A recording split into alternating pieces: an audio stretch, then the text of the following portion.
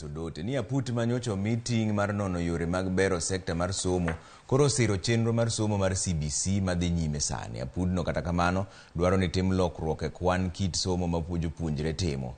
Jatend Kenya William Ruto ma orwako ayanga ripot manogol gi apudno osingo ni chenro mag chwalo omenda mag siro somo biro dhi nyime maonge ng'ikruok. Jafumbo marwa Judith Mondi miwa ler.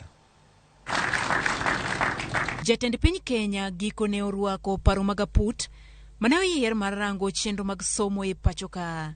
E higa mar 2012 ne paro wuok mondo milok kit somo yare 844 nyaka kit somo mar CBC mar 2633. Ma kit somo ma jopuonjre biro kawo higni 2 nasari, 6 primar, 3 junior secondary kaachiel kod higni mamoko 3 secondary mamalo. Liet osebedo e pacho ka ewi kaka iketo e tim paro mag CBC, gino mane ochuno jatend piny Kenya mondo oyier apudni. Moko kuom lokruoge ma apudni ne obiro go ne en chwalo jo junior secondary skunde mag primar.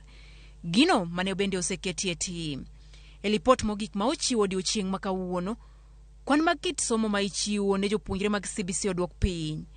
Nasari biro puonjie kit somo ma ok ohewo 5, grade mokwongo nyaka 3 kit somo 7, grade mar 4 nyaka 6 kit somo 8, junior secondary kit somo 9 ka secondary mamalo to winjo puonjie kit somo 7 kende.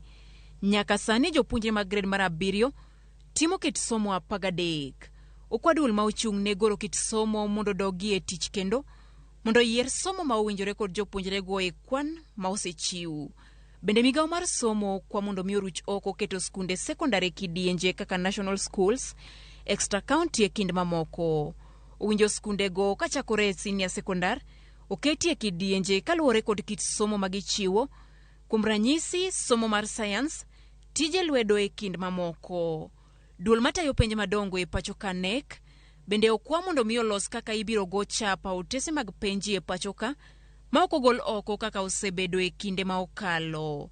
Jatend piny Kenya William Ruto mane orwako paro goko ni moko kaka lai manyien mar chiwo pesa ne kuonde tiegruok mamalo osechak ketie tim ka okoni obiro keto gi duto e tim ma ok odewo omenda madwarore. I know there are gaps that still exist in fully funding our program.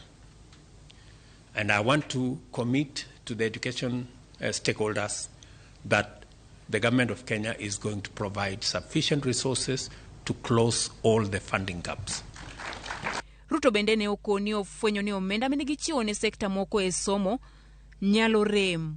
Ochano bugo sekta go mondo mi paro gi duto ketie tim. I am aware that during the budget there are some gaps that were not properly addressed, but they will. In fact, if there will be a reason for a supplementary budget, that will be one of them.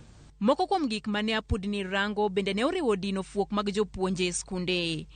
Piny owacho osingo ndiko jopuonje kinde ma aput ma otelie kod munavu togolo paro mondo mi duol mandiko jopuonj oter jopuonj duto mawuok e skul e tiegruok mar higa 1 mokwongo kapok ondikgi. Managed to hire through the Teacher Service Commission 56,000 teachers in the last 8 months. By God's grace, we have a plan to continue until we close the gap. Bende gilero ni somo mag mbalariany owinjore oketi kaluwore gi kit somo mar CBC. Mopogore gi mano, gidwaro ni ogol somo mag certificate kod diploma e mbalariany e kinde duoko mamoko. Jokanyo mag apudni okoni gitimo kar nyalogi kendo kik piny owacho ogo gi piny ma ok oketo chenro gi e tim. Of the recommendations that we are making with regard to laws, changes, modification and so on and so forth, really Parliament will need to play a very major role.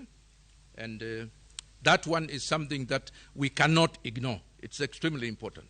Judith Mondi, Ramogi TV. Jatend piny Kenya William Ruto siemo jotend migepe kod